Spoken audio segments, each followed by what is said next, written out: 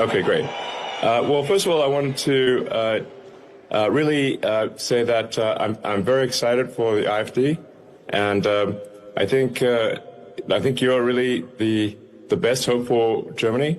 I think some things that something I think that is just very important is that people take pride in Germany and being German. This is very important. It's okay to be proud to be German. This is a very important principle, and it's okay. It's good to be proud of German culture, German values, and not to lose that in some sort of multiculturalism that dilutes everything. Well, it's happening, gang. The AfD, the Alternative for Deutschland, Germany's MAGA party, which Elon Musk, as you heard there, repeatedly said is Germany's only hope, has officially become, for the very first time, the single most popular party in the entire nation. This is absolutely astonishing. We've never seen anything even remotely like this in Germany since the end of World War II. But if you've been with us on this channel now for last several years, and if not, make sure to smack that bell and subscribe button. But we've been following the AfD very closely ever since they first made their way into the German parliament, the Bundestag, for the first time back in 2017, when they won 13% of the vote. Now, I mean, all bets are off. My, how quickly they grow, right? This nationalist, populist, young patriot party has surged finally for the first time to the number one most popular party in the entire German nation. Come on in, gang. Great to see you all here. I mean, this is awesome stuff. This is what it's like to live in the golden age, right? This is incredible. No one except for us, I would say, of course, but no one in the establishment, in either American or European establishment politics, ever imagined this happening in their worst nightmares. Let me set the stage a little bit here for you. It's a fascinating story of how this came about. So in late February, just several weeks back, Germany held its national elections after their ruling Social Democrats coalition fell apart.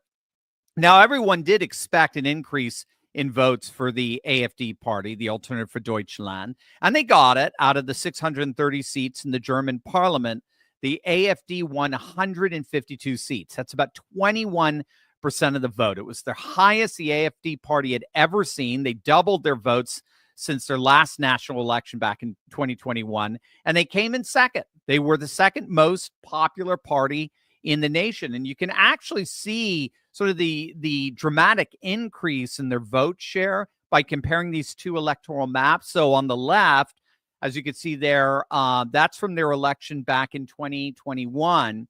You see the little tiny blue patches there. That's the AfD. Light blue is their political color. The red there, that's the Social Democrats, the center-left Social Democrats. The black is the so-called center-right CDU, the establishment party of Germany. That's Angela Merkel's former party. Take a look at the right. Look at that. How much, and if you're listening by way of our 20 million podcast downloads, all of Eastern Germany is blue. AfD has already been the single most popular party in East Germany by far, right? But you could see the dramatic difference between 2021 and 2025 there. So in February, the CDU, the Christian Democratic Union, which has been the default majority party for almost the whole of Germany's post-World War II history, these last 7 decades, they managed to pull off about 28% of the vote, which is terrible. It's horrible. In the past, they would usually get 40, 50% of the vote easily. So 28% is like literally cutting their support in half. But nevertheless, they did come in first, not a clear majority, but they're because they came in first, they're the ones who would decide what the government would look like, who they would want a coalition with. So they came in first, and the AfD came in second. Now, you would think, obviously, by looking at those maps, that the coalition that would be formed would be between the number one and the number two party, right? The center right CDU and the real right, the true right AfD, right? Basically a black and blue map. So that would be the obvious coalition, wouldn't it? No, not if you're playing globalist, particularly European globalist politics. The leader of the CDU, Friedrich Merz, he's now set to be the next chancellor of Germany. He declared that there was no way whatsoever that he would ever work with the AfD, precisely because the bullies in Brussels, the EU, hate the AfD. So obviously the AfD is all about national sovereignty. They're all about border security. They're all about mass deportations, everything the EU hates. And so Merz, being a lapdog for the European establishment, has deliberately shut out the AfD from power and decided instead, if you can believe it, to coalition with the SPD, the Social Democrats, who were actually the ones who were in charge, who just got voted out of power in the last election. Let that hit you. The CDU formed a coalition with the very party that voters overwhelmingly voted out of power. And a center-left party to boot. I mean, if there ever were this picture-perfect image of the uniparty, two parties belonging to one and the same establishment, one and the same system, there it is. You get it in Germany. It's right there.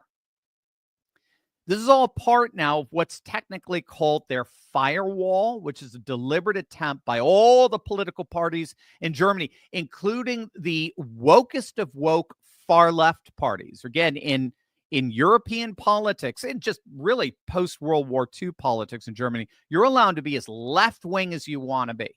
There is no such thing as far left as far as establishment sentiments are concerned, but you're not allowed to be, quote, right-wing, right? That's they've demonized right-wingism for the last 7 decades.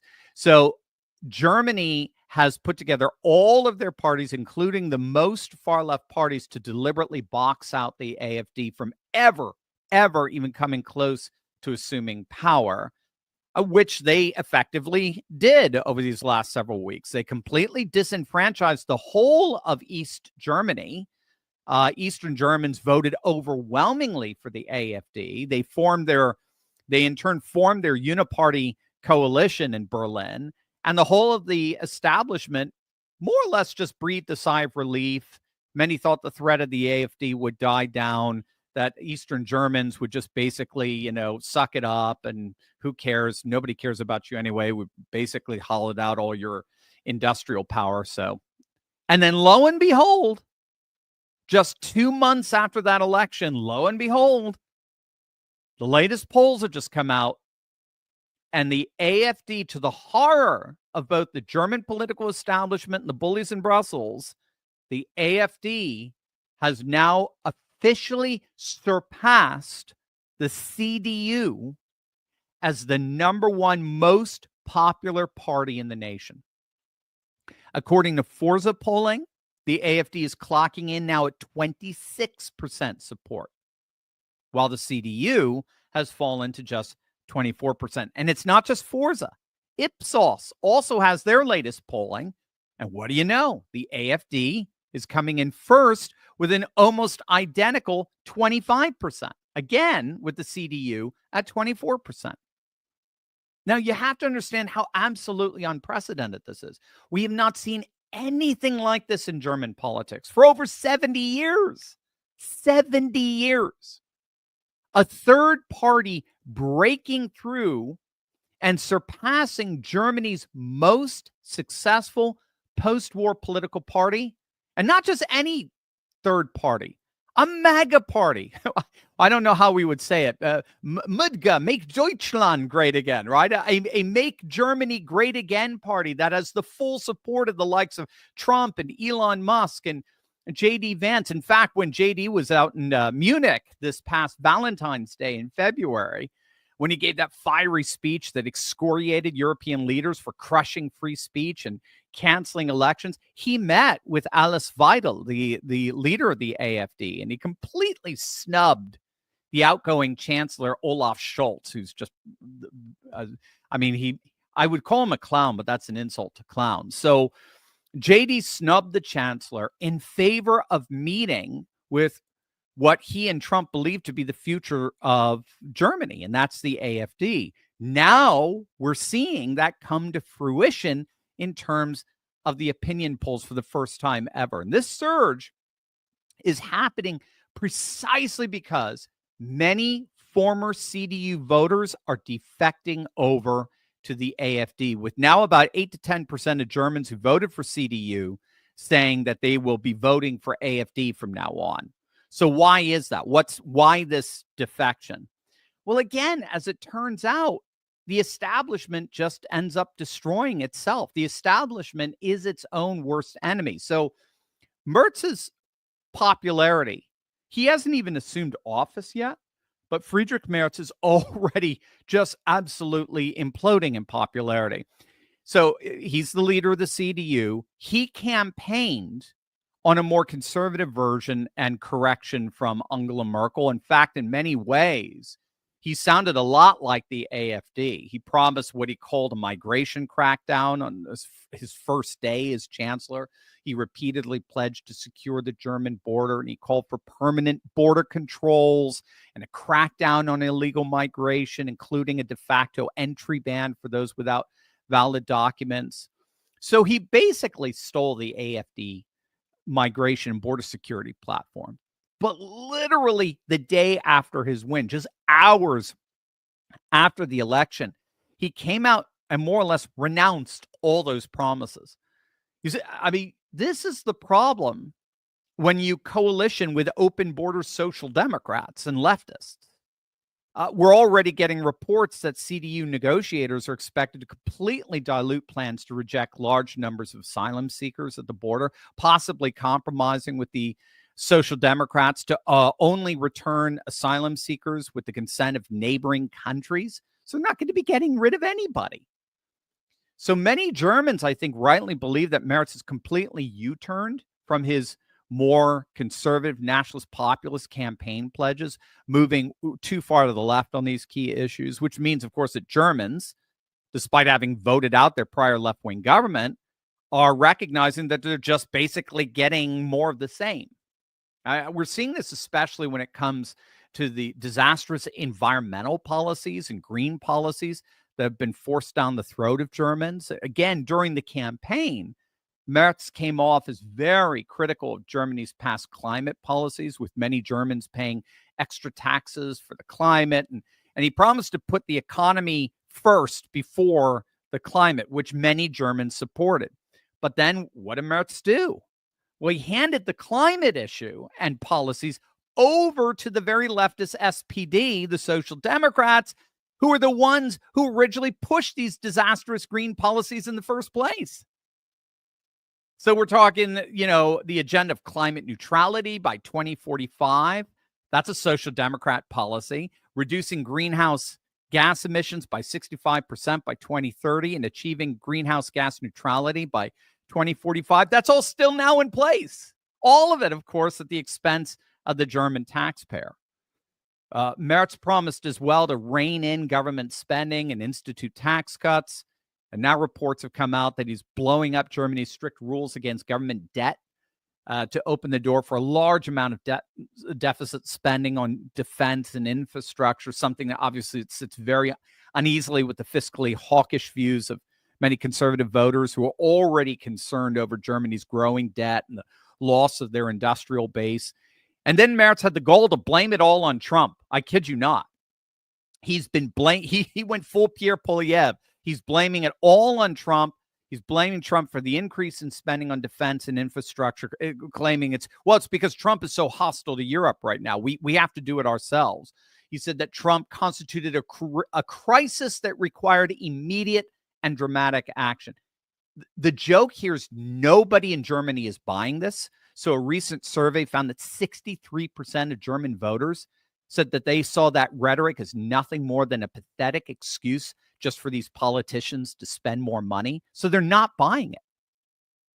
So all of this is to say that Germany's new government, they haven't even come to power yet. I think they're sworn in on May 6th. They haven't even come to power yet, and they're already a disaster. The German people are increasingly tired of this establishment status quo. They're tired of these leftist globalist policies on migration and the economy. And while many saw, stupidly in my opinion, but while many saw the CDU as a moderate center-right conservative party that would fix these issues without voting for the so-called far-right AfD, and by the way, the AfD is just basically a libertarian party. They're a border security libertarian party when all is said and done. The betrayals and the incompetence of the CDU is making it virtually impossible for more and more voters not to defect over to the AfD. So this is why it looks like the AfD has seen a 6% increase in their polling in just 2 months, in literally just 8 weeks. The trust in the CDU party, again, the most successful post-war party in Germany, that trust is an all-time low, and we're even seeing the collapse of the German firewall now. Right? That strategic commitment by mainstream political parties to avoid any form of cooperation with the so-called far-right AfD. In fact, more and more CDU members, CDU politicians are coming out and openly saying that we need to officially end this firewall. If the CDU is going to have a viable political future, it's going to need to begin working with the AfD. And this was even before the AfD became the single most popular party in all of Germany. And of course, as we've been arguing on this channel now for over, 8 years, this was all inevitable. It was inevitable that the AfD would indeed become the number one party. And this is because the world is moving precisely in that direction. The world is moving away from liberal globalism and unipolar centralization and is instead returning to nation, culture, custom, and tradition. And this is especially the case in Europe. So we've seen it with the rise of Giorgia Meloni and the Brothers of Italy and Marine Le Pen and National Rally in France and Geert Wilders and the Dutch Freedom Party in the Netherlands and Jimmy Åkesson and the Sweden Democrats, of course, Viktor Orban in Hungary, Kalin Georgescu in Romania, the Vox Party in Spain, Chega in Portugal. How could I forget Reform in the UK, who are now the number one party there as well. Conor McGregor running for president in Ireland, the Swiss People's Party. We could go on and on. Everywhere you look, the nationalist populist right is ascending. The civilizationalists are ascending and the globalists are all struggling, except Canada. LOL, right? Except Canada. Freaking Canada, man. Well, we'll have Alberta as our 51st state. That's fine. When, not if, but when the AfD takes power in Germany, it will have taken over the largest country by population in all of Europe and the largest economy in Europe. Germany is the heart of the EU and the heart of all European economics and affairs. There's a reason for this firewall. An AfD government in Germany would be the final nail in the coffin of liberal globalism and particularly the EU. And if these latest polls are any indicators, that day of reckoning is indeed at hand. Let's be honest, we're not getting any younger. And if you want to look and feel your best, you need to check out Pure Health Research. They have 45 premium health supplements designed to help with your every health goal, whether it's boosting your energy or trimming belly fat or supporting healthy blood sugar or pumping your testosterone up or even reducing swelling in your legs. Pure Health Research Supplement Store has you covered. Each formula is crafted with natural, non-GMO ingredients backed by clinical research and manufactured right here in the good old USA. And here's the best part. Pure Health Research is offering you an exclusive 35% discount. All you have to do is go to purehealthresearch.com and then use coupon code TURLEY at checkout. with their 365-day money-back guarantee, there is zero risk in trying something new. So why wait? Head on over to purehealthresearch.com right now, explore their 45 amazing supplements, and save 35% off before this deal ends with coupon code Turley. Don't miss this chance to feel your best. I've been researching voter fraud on and off for decades, and I'm in touch with a whole network of attorneys who work on voter fraud issues. And what we have found is that some of the voter rolls in the swing states are chock full of illegal aliens and other people who should not be on the voter roll. In recent years, our nation has been threatened by alarming reports of voter fraud, ballot scams, and all kinds of election manipulation. Some liberal judges are even going so far as to actively try to suppress laws that would require very simple voter ID measures. The stakes have never been higher as we witness an alarming crisis in trust in our electoral processes. I mean, we've been seeing major corruption getting exposed, particularly in swing states. And finally, President Trump is getting to work. U.S. Attorney Alina Habba has just announced the creation of an election integrity task force that'll work with the FBI to remove ineligible voters from voter rolls and prosecute election fraud. Now, this move, tied to President Trump's March 2025 executive order, aims to enhance information sharing with state and local officials to efficiently remove ineligible voters like non-citizens or deceased individuals from all voter rolls. In addition, this task force will investigate and prosecute election crimes such as voter registration fraud, multiple voting, or foreign interference in U.S. elections. Now, while this task force could set a precedent for other districts to follow, especially in swing states, nevertheless, a number of states are actively resisting such efforts to safeguard our elections. So, for example, Gavin Newsom recently signed a law banning the requirement of voter IDs throughout the entire state of California. And while such bizarre efforts might have the effect of empowering left-wing politicians, they only end up further eroding faith and confidence in the integrity of our elections among our population as a whole.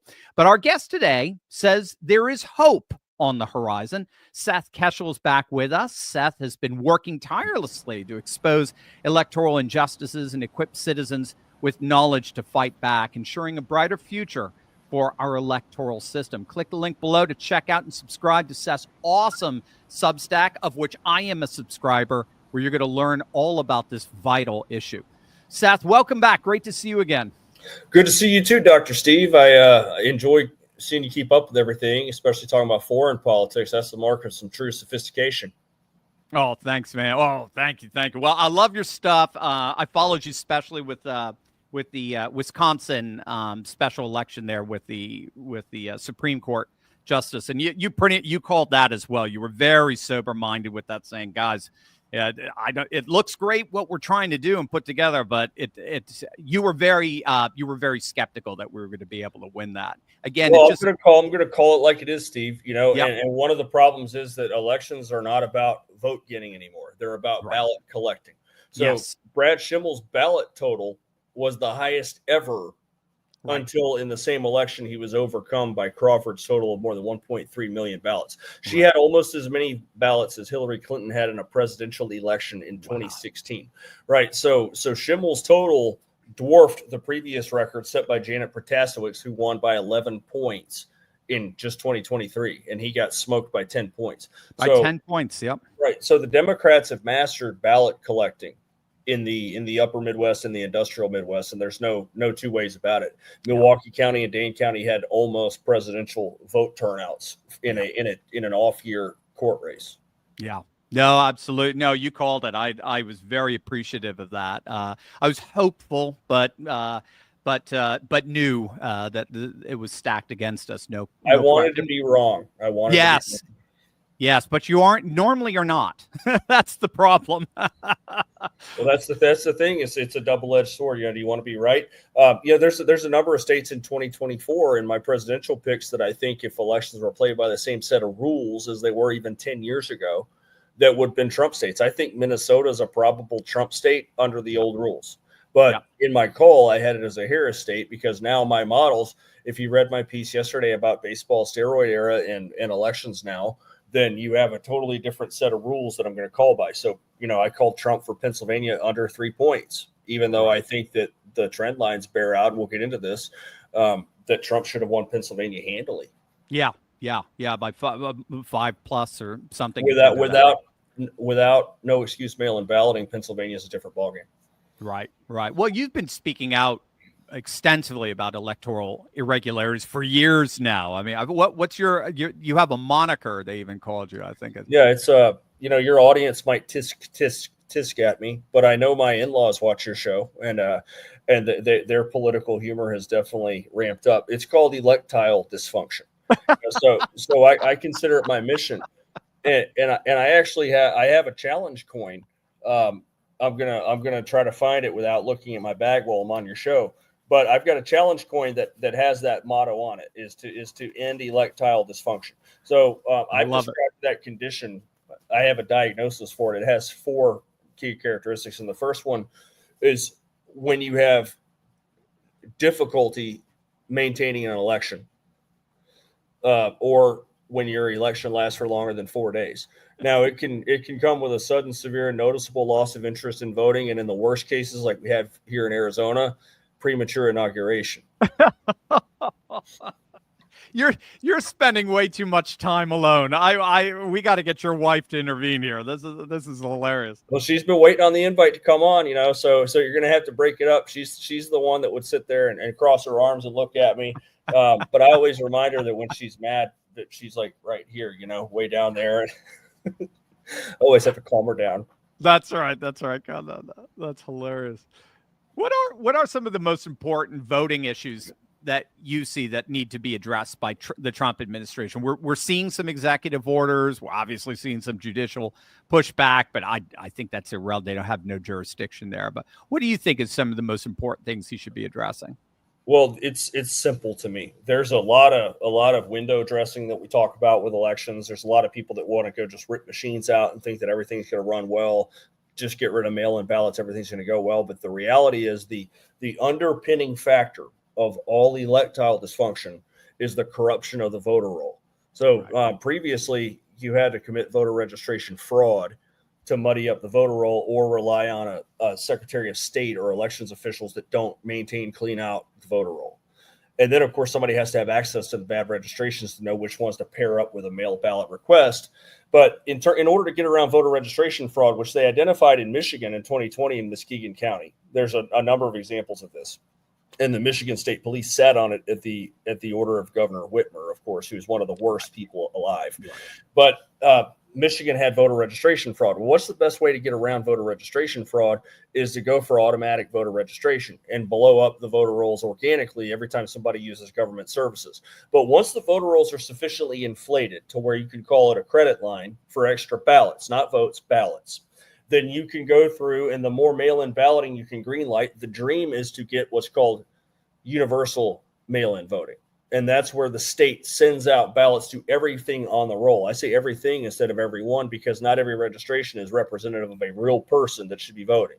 But if ballots go out like a geyser to everybody that's on the rolls, and then data goes out to activists or paid organizations or NGOs that are running around and giving 100 names to a paid activist that collects $30 a ballot with a photo proof, then you can very easily, and I'm going to do the math on a future Substack article, probably using Philadelphia as an example, but it's very simple. Looking at my numbers in Pennsylvania, it's very easy to surmise that you could generate 100,000 more ballots out of a major urban county than would otherwise be cast just by going through it and wringing out that rag full of mail-in ballot requests. This is not conspiracy. This is actually well documented.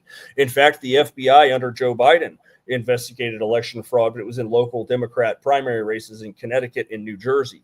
And they dissected how this is done. And it doesn't take a genius to realize, to extrapolate that out, that it's going on in presidential races too, especially when there's so much at stake in Senate races. So it's a matter of shopping for ballots. So the point is, voter registration corruption is the primary catalyst of why we have this condition I call electile dysfunction. And that must be nipped if we are to even have a puncher's chance at having good elections. And there were a number of states that Trump won every time he ran. Florida, Texas, and Iowa come to mind. And he won them by every single state. He won all three of those by 13 or more points. And they all three had major voter roll crunches where they squeezed the voter rolls between 2020 and 2024. And Texas kind of snuck it out there right before the election that we got rid of 1 million voter registrations there and moved on from it. But I've always believed that Texas's 2020 election was highly corrupt, and Biden's vote total was 600,000 over Trump's winning total from 2016, with the average Republican gain being less than 200,000 a year. So Biden had a total of votes in 2020 that would have beaten any Republican except Donald Trump.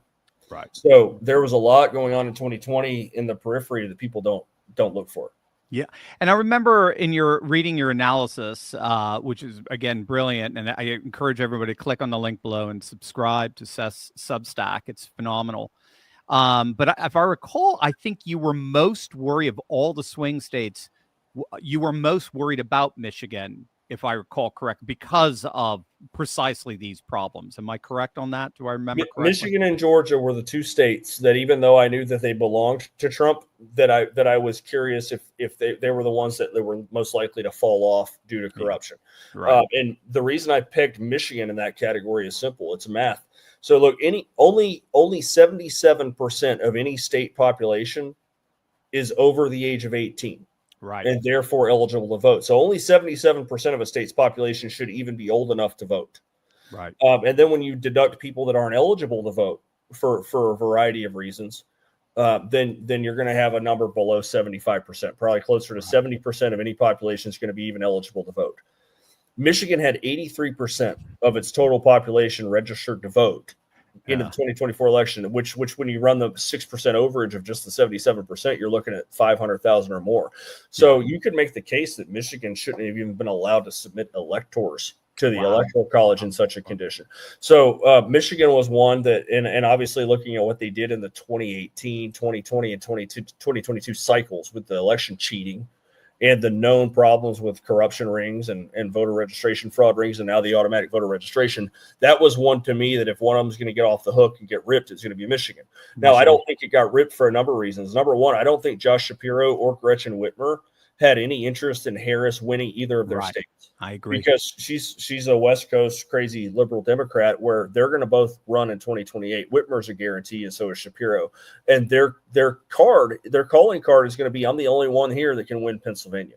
I'm the only one here that can win Michigan. And if Harris could win it, then that makes them nothing special worth picking as a candidate. So I think that they probably had their dogs get called off in Philly and Detroit, and that's what the numbers bear out. That does bear out that numbers were blown up everywhere else to rip Senate races off, and they almost got PAs. And then also, I think that given that Trump sewed up the Electoral College out east with Georgia, Pennsylvania, and had Wisconsin, I think that there was probably a game time decision to not steal Michigan from Trump because it wasn't necessary anymore. It wasn't, right. But in Georgia, of course, Georgia's got the Metro Atlanta problem, which has its own legitimate organic vote problems, but also the problem of automatic voter registration. And one of my most compelling slides, if I were sitting in front of President Trump today, I would show him is the change in voter registration in the 2 cycles preceding them adopting automatic voter registration in just 8 Atlanta counties, Metro Atlanta counties. Wow. It's unbelievable. Well, that's gonna be important with the Senate race there in 2026. So what do you see? You know, I could see why the left is resigned to these kind of tactics, because it seems like there's some voter demographic changes that are causing them to seriously worry about future elections. Are you seeing something there with voter demographic changes? Yes, the left went all in on demographics are destiny. And it was a very simplistic way of looking at the world, not getting into any specifics about any of these folks. But they thought that because America was becoming less white, and by white, I mean non-Hispanic white. This is a thing people fail to understand, is that Hispanic is not a race, it's an ethnicity. Right. And as the generations tick by, the Hispanic vote is more resembling the Italian vote of 100 years ago than it is today, right? So you're going to have, and this is just the thing, you go down to Central Texas and South Texas, the people with Rodriguez and Torres names, a lot of them are as white as you and I are, right? So as the decades go by and intermarriage happens and people have Hispanic background, but they're practically for all intents and purposes, they're whites. Right. So they're beginning to vote that way. And the old rule of thumb in the Romney days was that once Hispanics reached 50,000 in household income, When you adjust that for inflation, it's more like 70,000 today. Then they started to naturally break and become more Republican on fiscal issues. But now that Trump has come in and tipped everything over to where it's security, it's borders, it's law and order, and it's less fiscal conservatism, even though you can make the case that it's more because, you know, some of the government efficiency programs, that populism has really ignited the Hispanic vote back towards, hey, these people are the party of working, normal, common sense solutions. Yeah. And really is what it's going to create is a Hispanic community where the only people voting Democrat are single women, single moms, and the Hispanic families are the ones that are leading the charge. I saw some graphics recently where Generation Z Hispanic men born between 97 and 2015. Now, obviously, you couldn't vote if you weren't born before 2006 in this last one. Voted for Trump at a higher rate than Generation Z non-Hispanic whites men. Dang. Right. So what has happened is the white population is decreasing in its share of the population. And then beginning to behave more like a minority population where whites in all the key states are more Republican than they used to be because they're abandoning the working class Dems, which no longer exist. Right. So you've given some of the white vote back to Democrats with the suburbanite votes, the single women's vote, which is just overwhelmingly Democrat now. And which is also a shrinking demographic in and of itself, interestingly. Correct. Correct. But whereas the Latino demographic is growing. Correct. And President Trump actually progressed with every minority group. He even including religious minority groups. Yeah. But President Trump was stronger with the Arab vote. I mean, if you look at what he did in Southeast Michigan, he actually won Dearborn. Dearborn, right, and Hamtramck. You're going to have a massive ethnic war going on when Shapiro and Whitmer face off in the 2028 Democrat primaries. But Trump blew it out with Cuban ethnicity, Venezuelan ethnicity, Vietnamese. He did better with Central Asians, which we're talking about Indian Americans. And he did better with Native Americans. He did better. They got a majority, didn't he? Yeah. Even East Asians, the ones that are irreligious, that aren't interested in the conservative brand of Republican politics, did better with them too.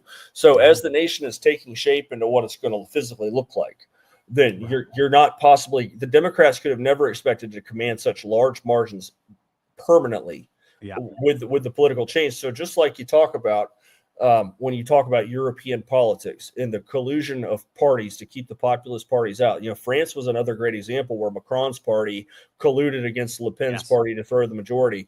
Well, it's about putting the brakes down on populism. And that's why you have the election fraud, because you can look at the Senate races. Let's just forget 2020 even happened. All right.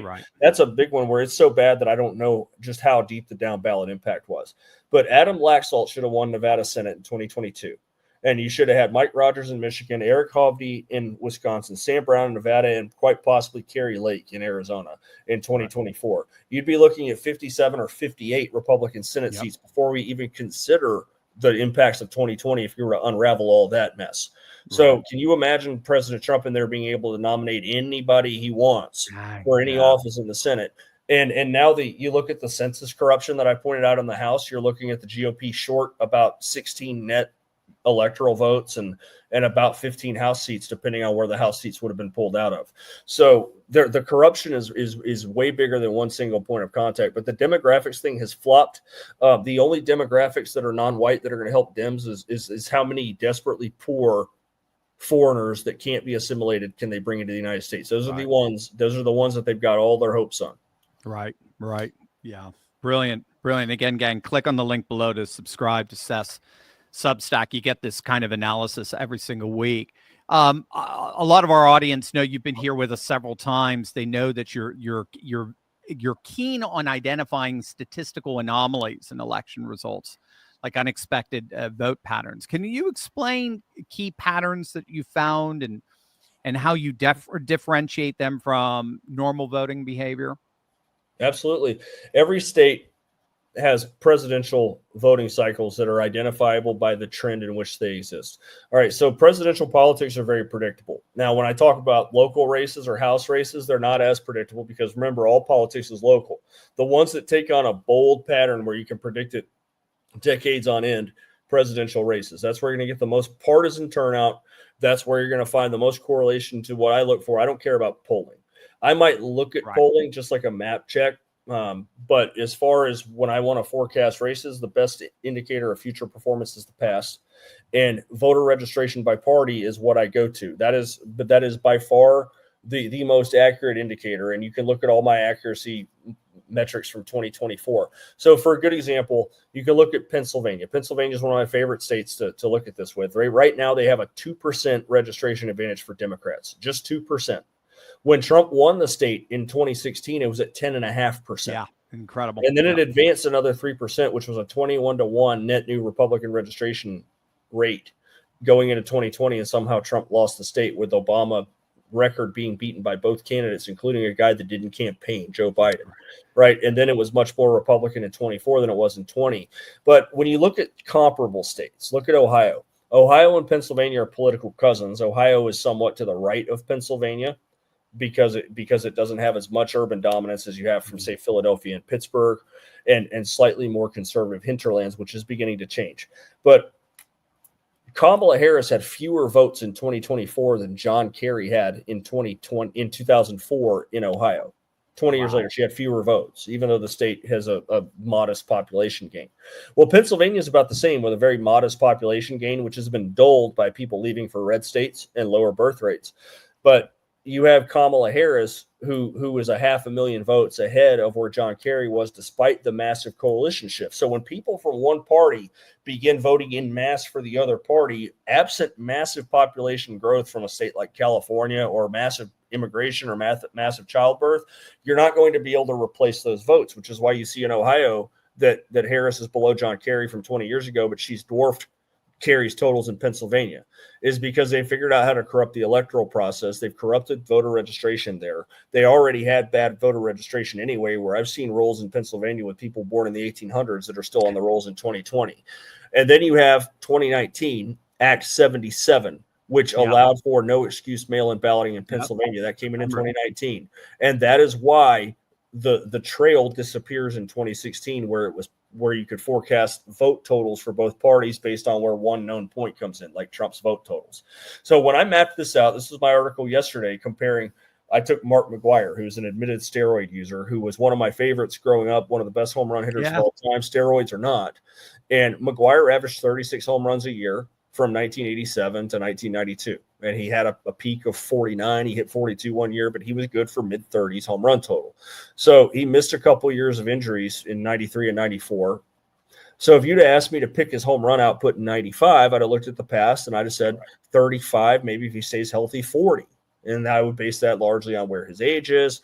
And then he comes in 95, he hits 39, which is in his range. And then he goes 52, 58, 70, and 65. So in a 5-year stretch, he averaged 57 home runs a year.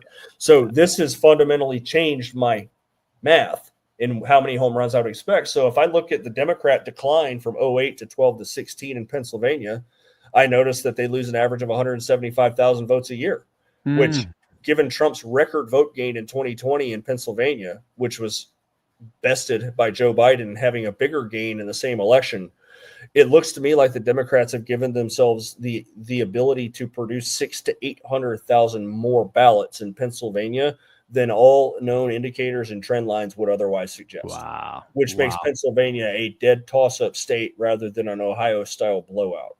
Right. A steroid state. Oh, my. Right. So we have to forecast elections now until further notice based on the new normal, which I always hated the phrase the new normal during the COVID year, but or the COVID years. But that's the reality of the situation, is the elections have been turbocharged. And what it is, I don't know that it's a big boogeyman. I think it's what laws are on the books and what liberties can then be taken to work around the intent of the election, which is to provide safe and secure votes that reflect the intent of the voter, not a ballot collection contest. Practically an adult Easter egg hunt now is what our elections have come down to. Right. So what can Americans do to support election integrity? What kind of action can we take, and how can we stay informed on all of this? Well, first off, we have to be knowledgeable. You know, President Trump put out his first executive order on elections, I believe, was a groundwork to move towards bigger things. Like he assigned studies to the DHS to go check out the vulnerabilities of electronic voting equipment, which can be hacked. Right. And many experts that are nonpartisan have said this. So I think that there's a groundwork that's going to produce greater things. But insisting that people understand that this is about voter roll corruption That's and the same voter roll corruption extends into the smurfing that people have identified with the Act Blue and Win Red fundraising scams. Yes, It extends into all types. This is why people want the data, right? So ultimately, it boils down to control, and it boils down to being able to impact the results of elections. But we have to pressure our politicians to not think things are good enough. One very big risk that we have right now is because Donald Trump is back in office. A lot of people's anger about elections was driven by the fact that he was deprived of office in 2020, and now that he's back, that is subsided quite a bit. So we have the risk of that issue going away. Then we have activist courts and judges. So continuing to speak out against people like that is important, but. I do not have high hopes for legislation out of the Congress, although there is a great bill called the MESA bill, Make Elections Secure Act, that I have written up many times in my Substack. And it's a dream sheet because it was drafted by election integrity champions Will Huff and Conrad Reynolds out of Arkansas. And that's why it's great. And Pete Sessions from Texas, kudos to him, sponsored that bill. President Trump, I believe, is briefed on it. And I expect that he'll probably support it here in the future. But once again, the electoral manipulation has left us with a very narrow House majority and a Senate that is probably unwilling to pass anything that's substantial. And you see it in the courts, they won't even allow for a citizenship question. So why would something so common sense be denied if they weren't up to something nefarious? Yeah, absolutely. No, absolutely. Seth, we have a number of links down below, but where do you want people to go to check out your work? I love your Substack. I definitely want everyone to go there, but anywhere else, X, website, where else? Sure. I'm backing away from the social media rat race a bit, not Substack. That's my bread and butter. And that's where I put out my key analysis. I've got that lands in the inboxes of a lot of very important people in this country who are helping guide policy. I would encourage everybody to follow me on Substack, skeshel.substack.com. Today, I am the number 13 ranked U.S. politics journal in the rising category, growing faster than all 12 other journals. And I'm in the top 75 on all bestsellers in U.S. politics. So if you want to support my work in election reform, that's a great place to do it. But also, I put out tons of content for free for people to use. And I will never put anything behind a paywall that you absolutely must know. So I would appreciate your support there, skeshel.substack.com. That is Captain Case Corner.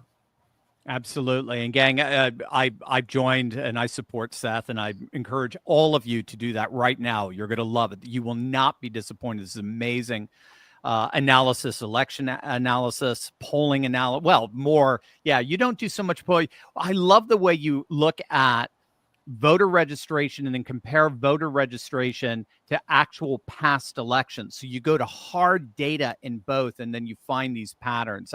That's what makes what you do so brilliant. I saw it on display with the Wisconsin Supreme Court election coming up. Again, guys, just Seth nails it. It's almost Nostradamus-like in a way. Maybe that's the next thing. It never escapes people. Even when you get all the picks right, like, oh, you must be working for the deep state, and they told you what the results were going to be. Right. So things are starting to pick up for me a bit. I'm going to be the keynote speaker in Benton County, Washington on May 17th, Lincoln Reagan dinner. And I've got some appearances in July. It looks like I'm going to be in Bedminster, New Jersey, and then Montgomery County, PA, and then off to Scott County, Iowa on July 17th. Oh, cool. Maybe we can break some bread while you're over here on the East Coast. I'm in That's the Philly area. Idea. Let's do that. That'd be awesome. That'd be very cool. Seth Keshel, everyone, make sure you click on that link below. Subscribe to his Substack. You will not regret it. Thanks so much, Seth. Let's have you back real soon. Thanks so much, Dr. Steve. You guys, thanks for your audience, also for your role in restoring our country. Thank you, Seth, so much. And did you see this? President Trump just signed an executive order outlining his plans to create America's first national sovereign wealth fund, and it'll need to be filled up with assets fast. I mean, Trump wants to go live in the next 90 days with this. The Wall Street types are already trying to pack it with real estate and infrastructure and pieces of trendy companies like TikTok. But let's not forget about gold. Sovereign wealth funds love to buy gold in bulk. Australia's been loading up. Saudi Arabia is buying the world's largest gold mine to supply itself. And even tiny Singapore recently added more than 100 metric tons of gold to its vault. Now, can you imagine what would happen to the per ounce price of gold, which has already been surging sky high since Trump took office, if America's new sovereign wealth fund followed international best practices and made gold a part of its diversified portfolio, I mean, it would potentially make our country a brand new mega buyer in an already tight market. And when there's limited supply and huge demand, the impact on prices, well, let's just say you're going to want to be ready. Now, there's a simple way to get ready, too. It's all laid out for you in the free gold report from my partners at turleytalkslikesgold.com. You want to request your copy right away. You don't have a lot of time in this. President Trump has put the world on notice. A new sovereign wealth fund for America may be coming perhaps in as little as the next 90 days. Take advantage of the time you have to prepare. Get your free gold report now at turleytalkslikesgold.com. You will not be disappointed. All right, guys, time to go on over to our hotline, 717-844-5984. That's 717-844-5984. Give that hotline a call. Leave your question there. Try to keep it under 30 seconds. That's easier for us. And it will be featured on one of our live shows. So let's, Micah, let's go with our first question. Dr. Turley, Brian from Los Angeles, California, calling back. Listen, I seem to recall that shortly before the Congress went on their 2-week vacation, the House passed the, I think it's called the No Rogue Rulings Act, banning nationwide injunctions, except, I guess, under severe limitations.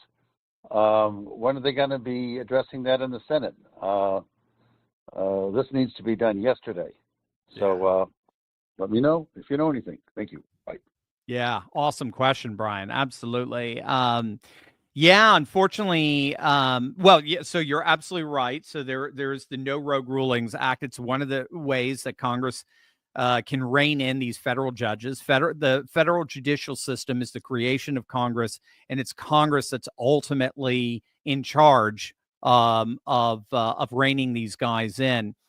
You know, kudos to Mike Johnson. They passed it. The Republicans stood together and passed the No Rogue Rulings Act. It is, as I understand it, in the docket of the Senate.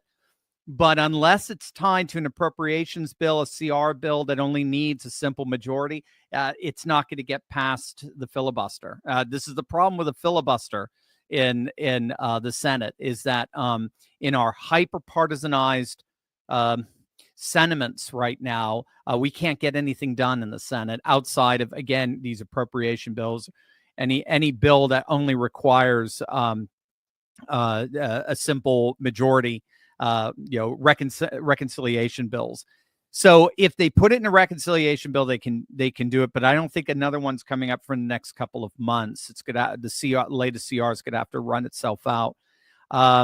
We'll see what happens. They will have a budget bill coming up this July the 4th, I believe. I believe the House is going to pass the tax cuts. Then they may be able to put it in the Senate as well with that. But it just is a standalone bill. It's not going to surpass the filibuster. There's just no way around it. Now, this is one of the reasons why there are, ironically, we're stealing a page from the Democrats here. There are those on the right who are basically reading the tea leaves. They recognize that there are more red states than blue states. It looks like we're only going to increase our majority in the Senate in 2026 to possibly 55 seats or so. Democrats most likely not win the Senate, control back of the Senate, especially after the 2030 census and the Electoral College reapportionment. They're not going to win back the House, and they're not going to win back the Senate for some time. So a lot of people on the right are like, let's go for it. Let's get rid of the filibuster. Screw it. We'll be the rebels here. And then we'll be able to pass all of Trump's agenda. We'll see. I don't know. I tend to be a little politically agnostic there. I just, when all's said and done, though, it's not going to be able to pass filibuster. So it'll have to be attached to appropriations or CR bill of some kind. My name is Will Piccolato, and I was just watching yours about the 51st state, about Canada, but why isn't Puerto Rico 51st state when they've consistently voted to be the 51st state? Thank you. I didn't catch the name. So great. I mean, great question. Phenomenal question. So the 51st state rhetoric with Canada, it seems to me it has two dynamics behind it, possibly a third, possibly 4D chess with Alberta and Saskatchewan. We'll have to see. But first and foremost, it is Trump pushing Canada to pay its fair share when it comes to the securing of the North American sphere, civilizational sphere. They don't. They're one of only, I believe, 8 countries that have reneged on their 2014 commitment to spend at least 2% of their GDP on national defense. They're not doing that.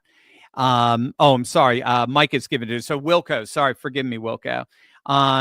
So he's pushing him on that. Well, if you can't be trusted to fulfill your commitments as a sovereign state, maybe we'll just incorporate you in the United States, and then you can just leech. You don't have to leech off of our defense spending anymore. And also he wants to resolve the $100 billion, $60 to $100 billion, depending on how you count it, trade deficit that we have with Canada. You know, they ban our raw milk, they all this sort of stuff. So this was Trump pulling the art of the deal, you know, making sort of this quote outrageous claim in order to try to bring them to the negotiating table and get what he actually wants. There's also there's a second part though, and that is the Arctic security. This is where Greenland comes in. So Russia is pretty much the only power up in the Arctic right now. There are new trade routes that are opening up there because, yeah, I mean, I'm not a big, environmentalist guy or global warming guy, but there's been some melting up there. And so that is opening up pretty unobstructed trade routes. Russia is like alone the only power that's starting to control those routes, and thereby they are bringing China up there.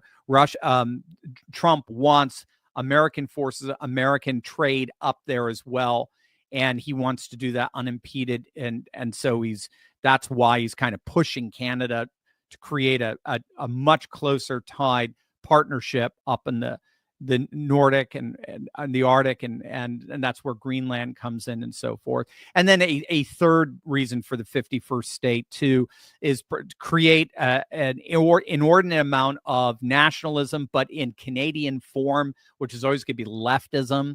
They go and they vote in this disastrous Liberal Party, which then ends up alienating Alberta. And then already Alberta's talking about 30% of the population right now wants a referendum to secede from Ontario and from Ottawa. And so this may be Trump's plan to try to bring actually Alberta, which is by far the most prosperous province in all of Canada. So that's where the 51st state is rhetoric is coming there. The reason why it's not Puerto Rico, bottom line, Wilco, is because there's just no political will for it. There's no demand for it.